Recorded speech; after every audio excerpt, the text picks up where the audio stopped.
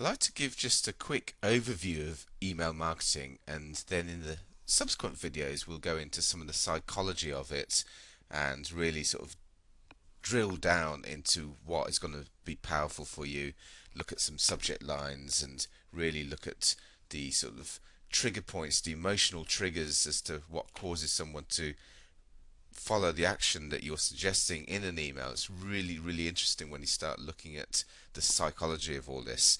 So to begin with, we're just going to have a sort of few strategies as to how best you can go about your email marketing. And one of the things that always comes up is people asking, should you send out a text-based email or should it be an HTML-based email, and so forth. And let me give you an example of exactly what I mean by the text-based emails and the HTML ones. Here's an email from Yannick Silva talking about the underground is sold out, and as you can see, it's all in this text font. I think that's probably Courier, but you can tell that it's not an HTML email. It's just got the text there and then a link and more text and then another link and signs off, etc. Now let me show you an HTML email. You may be able to see it's a slightly different font, and to be honest, there's not that much difference between what the HTML email looks like and what the text email looks like, but the main difference is how your customer's email client can handle it. If they've got something like Microsoft Outlook, then they can read HTML emails.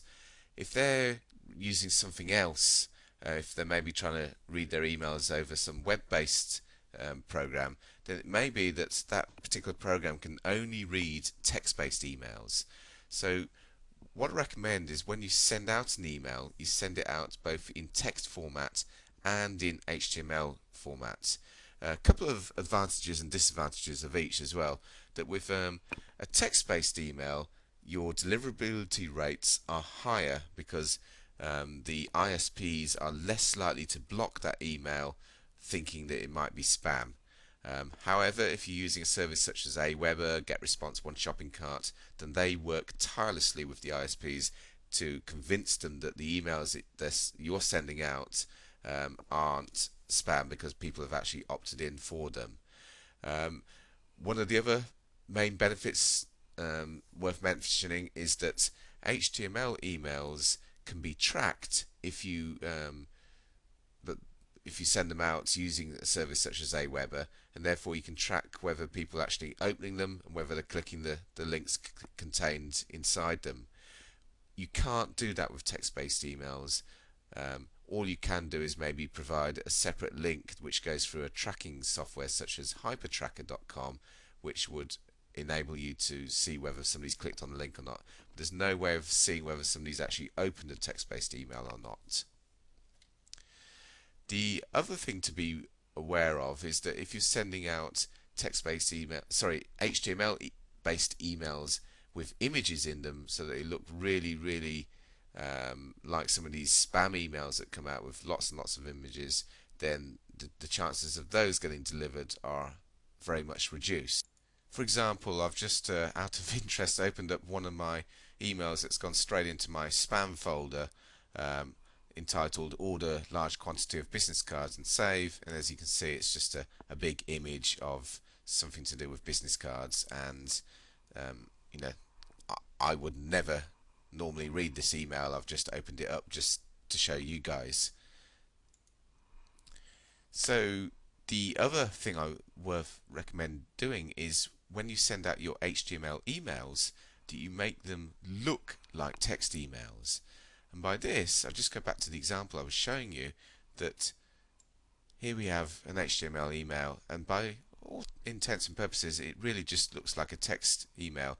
It's got the link in there. It hasn't got anything fancy, such as you could put click here to see more and make that the link. It's better that you've made your link actually http://www.thewebsites.com, and that way people, when they're reading it, think, oh, it's just a text-based email, and I think that that gives a better response rates than something where it says, click here to see more, or words of that effect, because people can see, it's an HTML email. And the other example I'd like to show you is an HTML email with video embedded, or at least it looks like it's video embedded, and it's quite a little clever technique. Just show you something here that came from Andrew Fox, and I'd like to start doing it myself. Give Andrew all the credit for this one. That he sent out an email, Chris free affiliate millionaire preview, and talks about to get a 35-minute preview video of his new course. And then below, here's the image for the video, and it's saying click here to play. And people think, he's included a video in the email, and all you do is click on the link, and it takes you to the website to play the video. And here's the video here. So he's not actually conning you that the video is in the email, it's just simply that you're clicking a link which is just an image, and behind that image it takes you to the page where it's got the video on. So I think that's quite a neat little trick as well. Some other things worth mentioning: do you go for long copy or short copy? And in website sales letters, the general rule of thumb is that long copy always outpulls short copy. Whereas with emails, it's doing a different job. You're not really trying to sell them in the email, you're just simply trying to get them to click the link that takes them through to the website, and then the website does the selling. Yes, you can probably give them a bit of a pre-sale in your email, but not much more than that. And therefore, you've got to test and measure your results as to whether you get a better response rate from something like here, which is a very short email, straight on,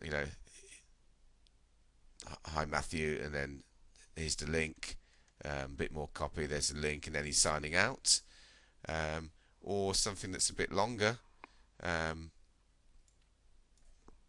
This one here goes on and on and on and on and on, and whether somebody will read it all, most likely not, but because you've put the link to the website in multiple places, one near the top, and then others throughout the body, and of course always having one in your PS, then your chances of somebody clicking through are a lot higher.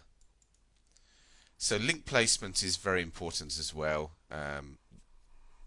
but you may want to test for yourself whether the short copy outpulls the long copy. Remember, it's just trying to get people to click the link, and then once they're on the sales letter, then that will do the selling for you.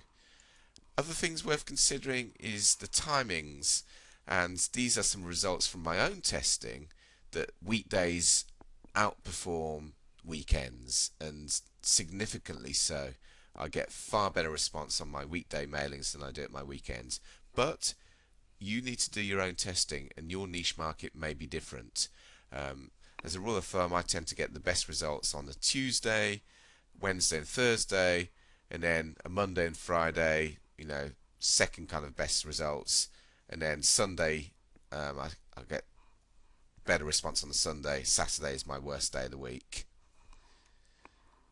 Other things worth considering is the email timings, and if you're sending out to the US market, which I do for the vast majority of my clients based in the US, then I'll typically send it out around about 12 o'clock Eastern time, which is 5 p.m. UK time, or it's 9 a.m. Pacific time. So people are just sort of waking up, or they just got into work, they're reading their emails, or they're just at lunchtime. And it's covering the sort of three main time zones across the US, but by doing that. But it means with people in the UK, they're not really seeing your emails until just when they're just about to go home, or that they won't see them until they actually log onto their computer when they get home in the evenings. So if I'm doing something aimed at the UK market, then I would bring the timings forward, and I would do the UK around about 12 o'clock UK time, which is around about 7 a.m. Eastern time. And you can segment your list so that you can send emails to different countries based on the IP address of when people actually opted in onto your mailing list. And what you do is you pick out all the ones from a specific country, such as the United Kingdom, you create a separate segment for those people, and then that means that you can then send out an email that only goes to people in the UK, excluding people in the rest of the world. And that way, if you've got something specific for a particular country, then you're not going to be annoying all the people where it's not relevant to them.